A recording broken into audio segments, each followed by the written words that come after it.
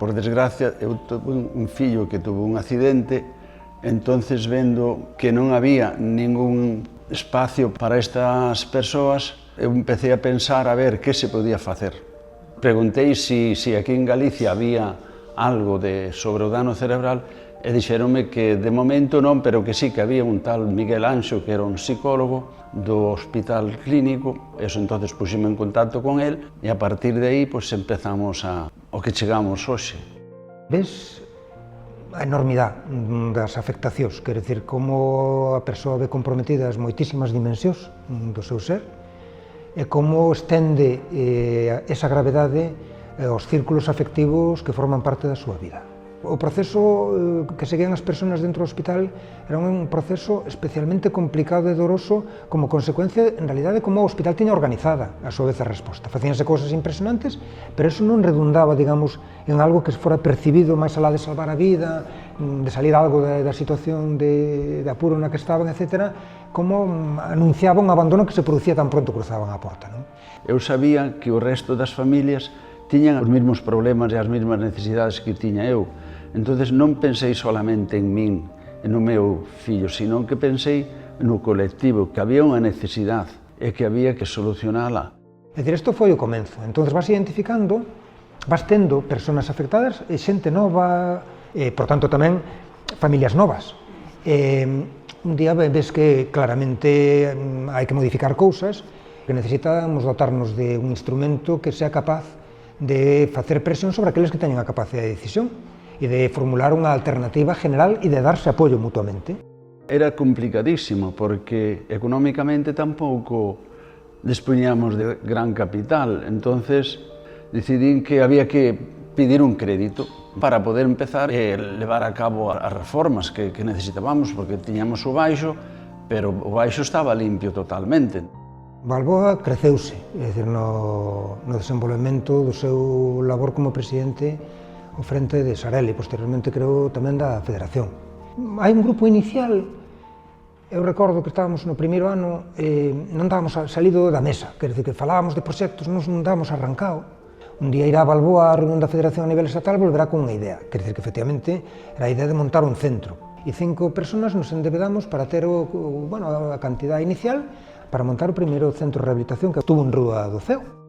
Pedimos un crédito que o valamos os 5 e, empezamos as obras hasta que pudemos inaugurar ese centro e a partir de aí dar un alivio grandísimo ás familias, que era realmente a necesidade que había, un espacio para poder levar ás familias e que eles, por lo menos, tuveran unha calidade de vida que non a podían ter na casa.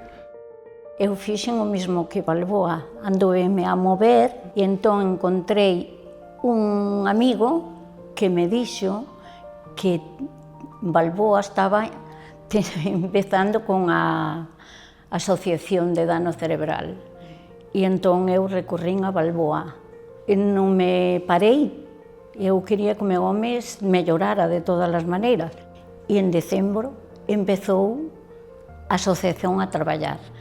E o meu home foi un dos primeiros que empezou ali. Foi entrar ali e sentirme unha paz interior tremenda. O servicio de rehabilitación, que como nos lle chamamos é o servicio de atención especializada, nace con ese fin.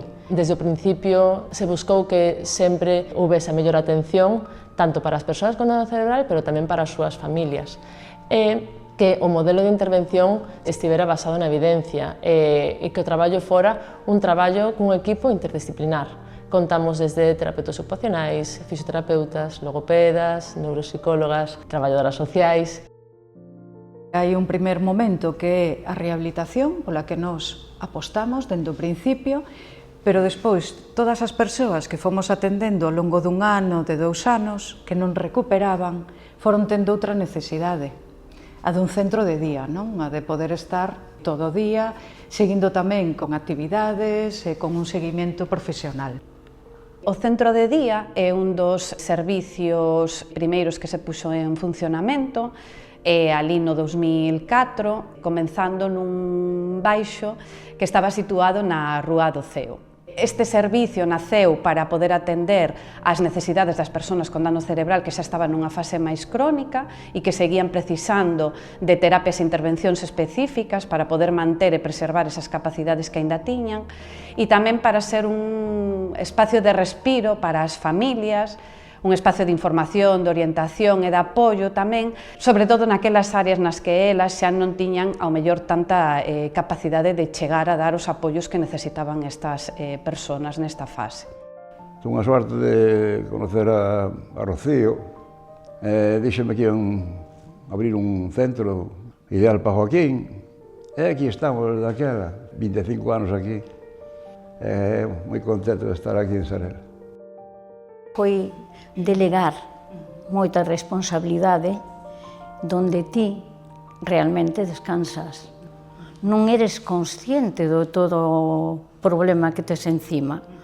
Entón, iso de que che deran unhas pautas a seguir, como, e despois delegar moita responsabilidade. E para min foi un descanso terrible mental, psicológico e físicamente.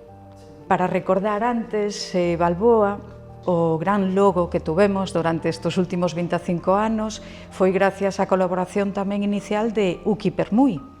Acordaste de Uki e o nome de Sarela saliu polo río Sarela de Santiago, que era pois como un curso, non? Unha auga constante, a sinal de vida, e como transmite o río pois, tamén as etapas todas polas que podedes ir pasando os familiares.